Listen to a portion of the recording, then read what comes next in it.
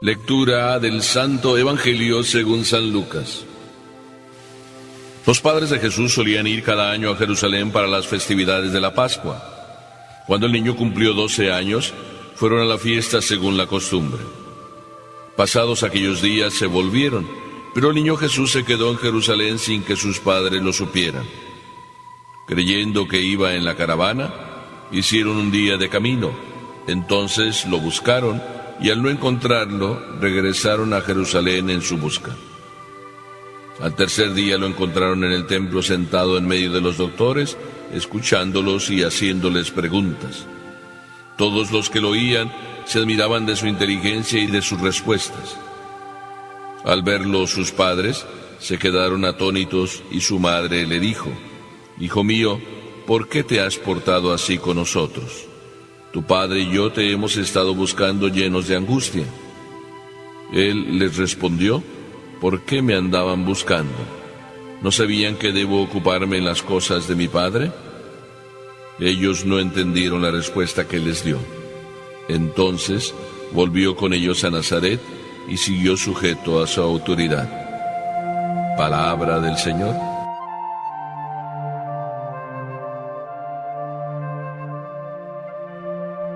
De tal palo, tal astilla. Es una frase que se dice por ahí muy seguido, pero también he escuchado esa otra frase: detrás de un gran hombre siempre hay un grande papá o una grande mamá. Es el caso, por ejemplo, de San Juan Bosco. San Juan Bosco, un hombre maravilloso, un santo de esos para andar por casa, un santo de los nuestros, un santo actual. Un santo que se dedicó a entregarse a los adolescentes, a rescatarlos, dedicado y entregado a buscar amigos y a rescatarlos. Pues alguien dijo: ¡qué gran hombre! Y otro respondió: detrás de este gran hombre hay una grande mujer. Esa era Mamá Margarita. Detrás de un hombre también hay un grande papá. Ese es el caso de Jesús. Detrás de él una grande mamá, la Virgen María. Y detrás de él un grande papá, San José, a quien hoy estamos celebrando. Grandes papás, porque el Evangelio de hoy así nos lo dice. San Lucas es siempre así, nada más dice las cosas como que no las quiere decir, pero las dice.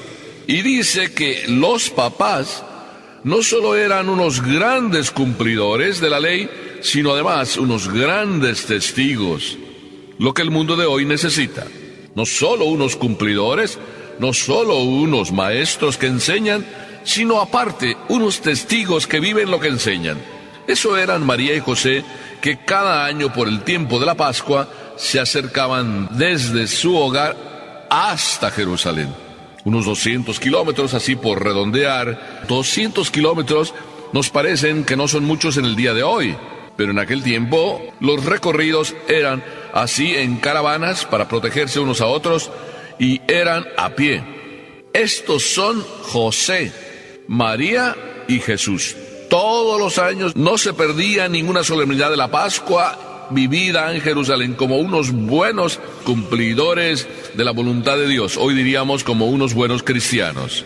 Qué hermoso contemplar una familia así, que no solo vive, sino hace vivir. Sí, se alimenta de Dios, se alimenta de la palabra de Dios, se alimenta de ir y festejar y hacer la experiencia de Dios en la propia Jerusalén.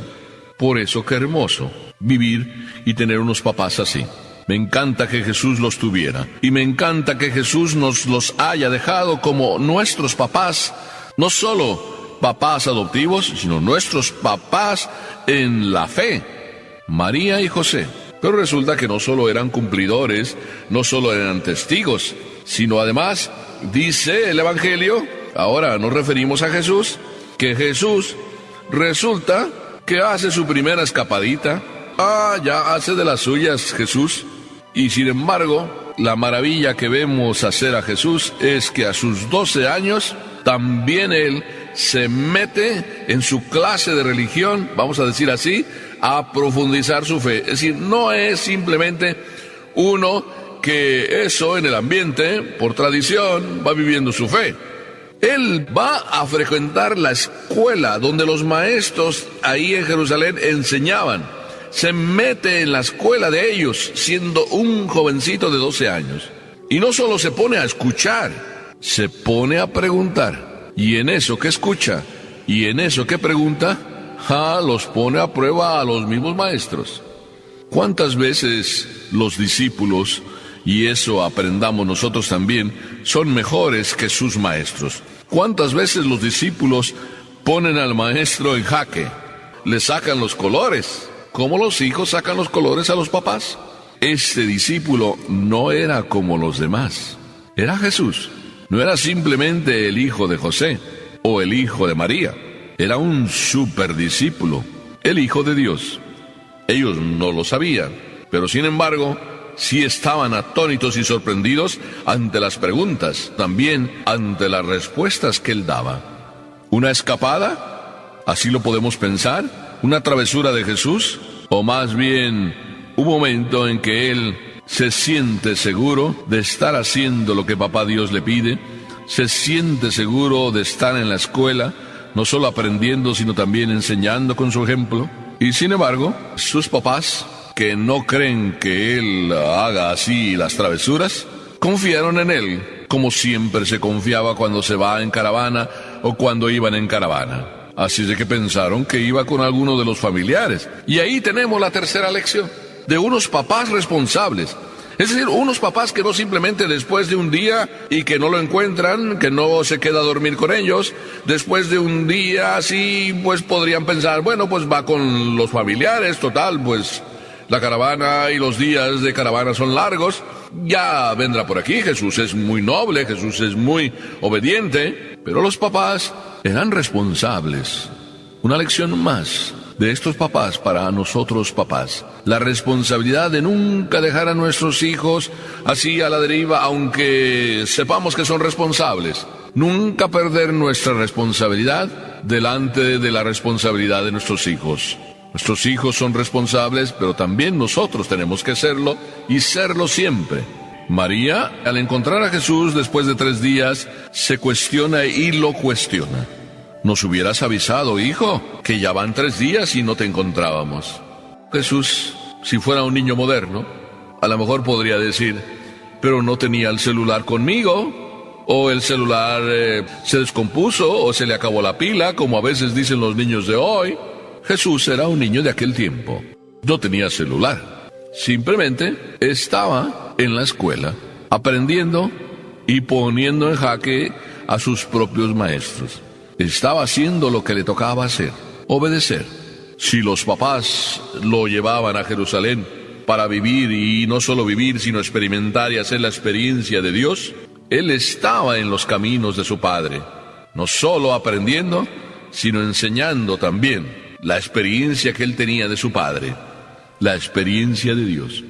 Los niños también dan lecciones a los papás. Aún a su edad, aunque a veces dudemos de ellos, aunque a veces los tomemos como niños, vaya experiencias de Dios que tienen y vaya maravillosas lecciones nos dan.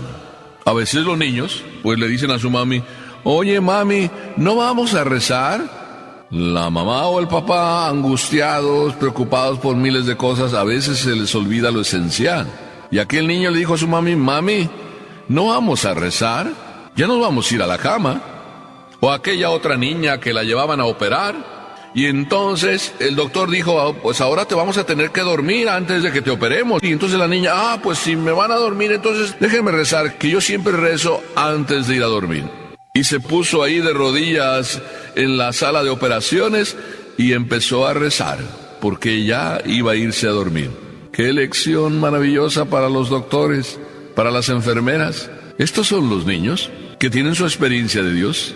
Este es Jesús, que está transmitiendo su experiencia de Dios, que es Dios, y que está cuestionando a estos doctores y maestros.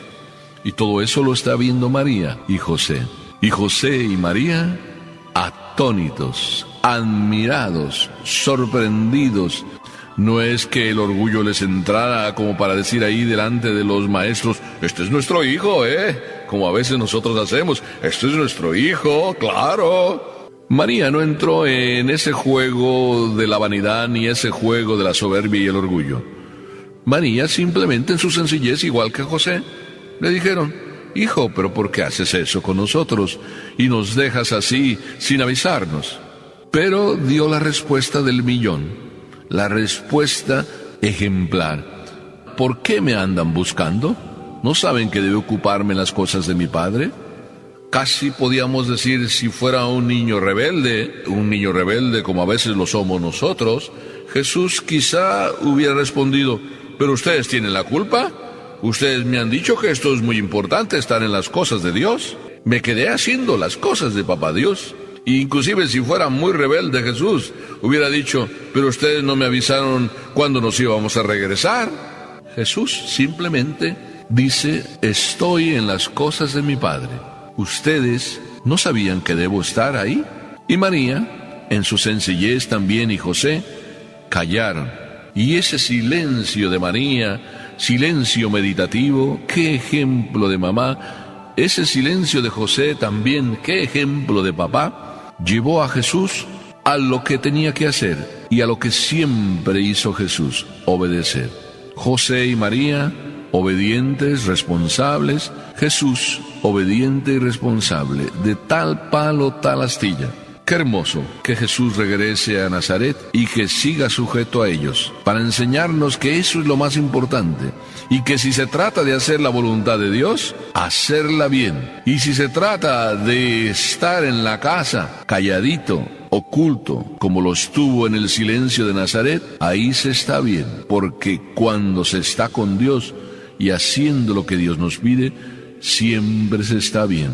Y ahí Nazaret volvió, y como dice el Evangelio, estaba sujeto, pero ahí en Nazaret no solo había un ejemplo de obediencia, sino había un ejemplo de verdadera experiencia de Dios. Lección para nosotros. Nada de rebeldía, Al contrario. En el amor lo mejor es obedecer. En el amor a Dios lo mejor es ser humilde. En el amor a Dios de un José, papá maravilloso, y de una María, mamá maravillosa, en ese camino de obediencia nace un Jesús también lleno de obediencia. Que los que así vivamos en Dios siempre nos enriquezca el obedecer y nos parezcamos más a Jesús, a María y a José.